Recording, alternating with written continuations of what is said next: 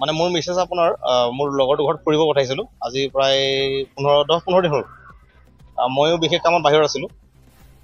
আজি মই 3 দিন আগত আহিলোঁ তেওঁলোকৰ ঘৰত। আহি আমি এটা প্লেনিং আছিলে যে ইয়াতে আমি মাটি অকণ লৈ কিনে মানে ঘৰ বাৰী ইয়াতে ষ্টাৰ্ট কৰি মই আৰু মোৰ বন্ধু খেলিব গ'লোঁ আবেলি টাইমত। আজি খেলিব যাওঁতে ঠিক 4:30 বজাত ফোন আহিছে। মোৰ ভণ্টিয়ে মোলৈ ফোন মাৰিলে যে তোৰ মিছেছ নাইকিয়া, অলপ ওলাই গৈছিল, এতিয়ালৈকে অহা নাই।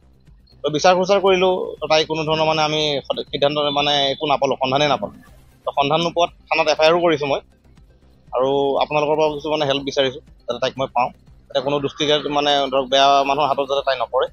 অতি সোনকালে মই তেখেতক মানে তাইক চাবিনা বেগম। মোৰ প্ৰপাৰ হৈ গ'ল আপোনাৰ তেজপুৰ পৰুৱা।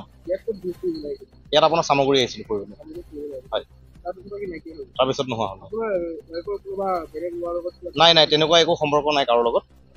তেনেকুৱা একো ধৰক মানে বেয়া কেৰেক্টাৰৰ একো নাই।